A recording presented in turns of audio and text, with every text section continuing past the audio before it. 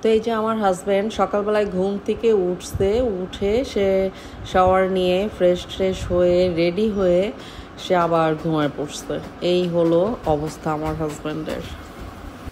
আর এদিকে হালিমা কিছু কাপড় হাতে ধুয়ে দিচ্ছে, সব তো আসলে আর ওয়াশিং মেশিনে দেওয়া হয় না। আসসালামু আলাইকুম, কেমন আছেন সবাই? তো আমরা হচ্ছে আলহামদুলিল্লাহ ভালো। চলে এলাম দিনের শুরুতে আপনাদের সঙ্গে কিছু শেয়ার করতে। তো এই যে আজকে ঢেঁড়স ভাজি করব আর করলা দিয়ে চিংড়ি মাছ দিয়ে ভাজি করব। আর দেখি কি মাছ রান্না করা যায়, এটা এখনো ডিসাইড করি নাই, যেহেতু হাজব্যান্ড অফিসে যাবে। তো ও অনেক সকালে উঠেছিল, বলতে আজকে মেয়েকে নিয়ে ডক্টরের কাছে যাওয়ার কথা ছিল, কিন্তু ও অনেক সকালে উঠেছে দেখে 10টার দিকে ঘুমিয়ে গিয়েছে। ঘুমিয়ে যাওয়ার কারণে আর ডক্টরের কাছে যাওয়া হয় নাই। আর বাবাও সাথে রেডি হয়ে ঘুমিয়ে গেছে।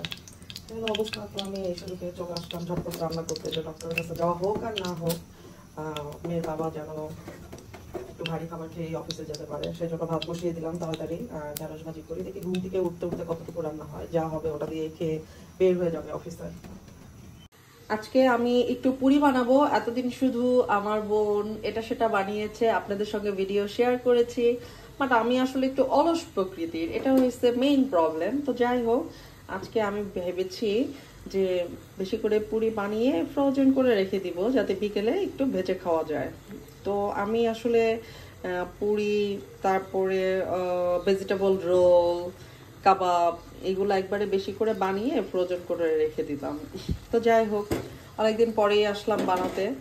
তো এখানে আমি পুরির জন্য ডালটা যেভাবে রান্না করে নিচ্ছি, এখানে স্লাইট একটু পেঁয়াজ কুচি দিয়েছি, স্লাইট একটু রসুন কুচি দিয়েছি, হলুদ আর হচ্ছে জিরার গুঁড়া দিয়েছি, দিয়ে আমি ডালটা সিদ্ধ বসিয়ে দিয়েছি। ডালটা যখন সিদ্ধ হয়ে যাবে দেন আমি পেঁয়াজ ভেজে আমি সিদ্ধ করা ডালটা একটু টেলে নিব। টেলে নেওয়ার পরে আমি এখানে জিরা ভেজে গুঁড়া করে দিব, আর হচ্ছে শুকনো মরিচ ভেজে গুঁড়া করে দিব।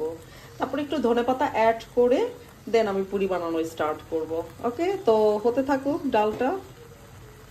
তো এখানে ডাল পুরির ডালের জন্য আমি শুকনো মরিচ আর হচ্ছে জিরা টেলে নিচ্ছি, টেলে তারপরে গুঁড়ো করে আমি এই ডালের ভিতরে দিয়ে দিব।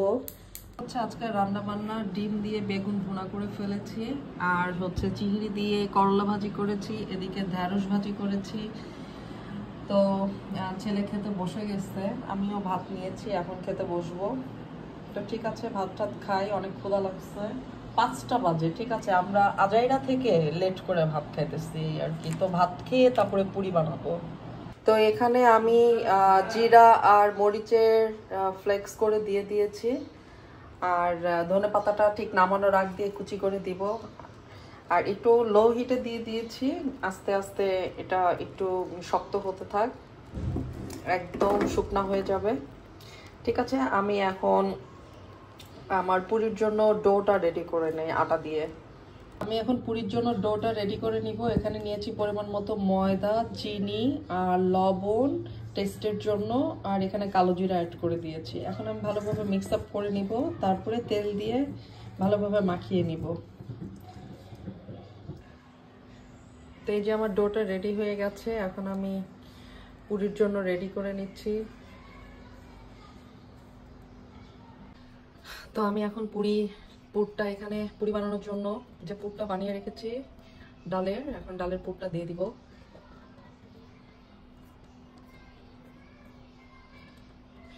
দিয়ে আমি মুখটা সুন্দর করে সিল করে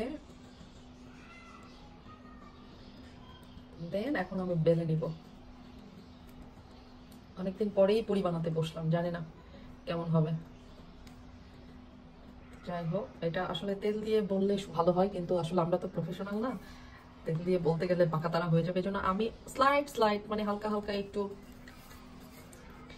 ময়দা দিয়ে আস্তে আস্তে বেলে নিব, যাতে সুন্দরভাবে গোল হয়। ওরা আসলে তেল দিয়ে, দোকানে যারা বানায় ওরা কিন্তু তেল দিয়ে সুন্দর করে বেলে ফেলে, কিন্তু আসলে আমি তো পারবো না। আমি আটা দিয়েই বেলি, স্লাইড একটু আটা দিয়ে বেলে নেই, এই আর কি। হয়ে গেছে বানা, আমার পুরি সাইজ এতটুকুই হবে।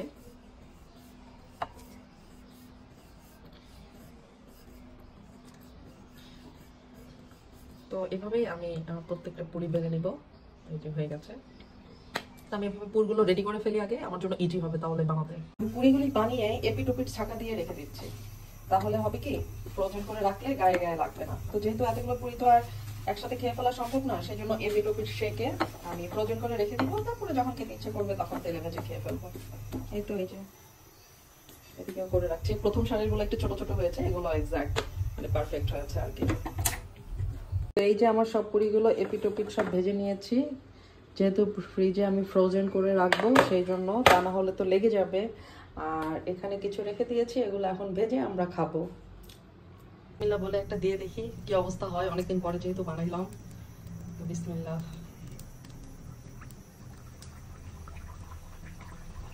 দেখি কি হয়, ফলে কি না। ফ্রেশ ফ্রেশ হয়েছে, ফলেছে। ইয়ে আসলে যেটা আসলে প্রপার ভাবে শেখা যায় ওই জিনিসটা আসলে কখনো বিনষ্ট হয় না, এই আর কি আবারও প্রমাণ হলো। তো প্রপার ওয়েতে কোনো কিছু শিখলে সেটা বলতে একটু সময় লাগে, প্র্যাকটিস না থাকলেও আসলে প্রবলেম হয় না, হয় সেই জিনিসটা। তো যাই হোক আলহামদুলিল্লাহ পুরিটা সুন্দর ফুলেছে। তো আমি একে একে বাকি 4টা পুরি ভেজে নিব, কারণ এখন আমি, আমার ছোট বোন আর আমার ছেলে আছে, আমরা 3জন এখন খাবো, আর বাকিগুলো ফ্রোজেন করে রেখে দিব।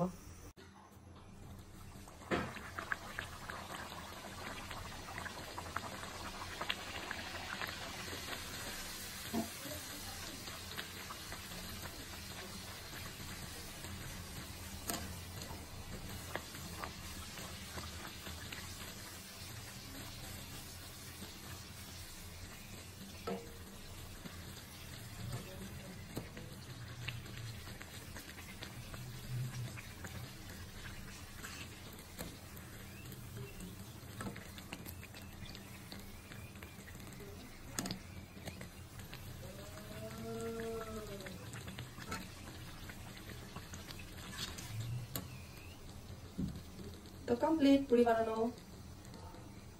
এই যে তৈরি হয়ে গেল হোমমেড পুরি, হোমমেড ডাল পুরি। তো খেয়ে তারপরে রিভিউ দিব কেমন হয়েছে, টেস্টটা আদৌ ঠিক আছে কিনা। ঠিক আছে, এখন আমি আর আমার ছেলে খাই। আমার বোন যেহেতু ভার্সিটি থেকে আসছে, এখন ভাত খাচ্ছে, ভাত খেয়ে তারপরে খাবে। এখন আমি আর আমার ছেলে খাবো। সামির একটা পুরি খেয়ে রিভিউ দাও তো কেমন হয়েছে। গরম নিচ থেকে নাও, যেটা ঠান্ডা।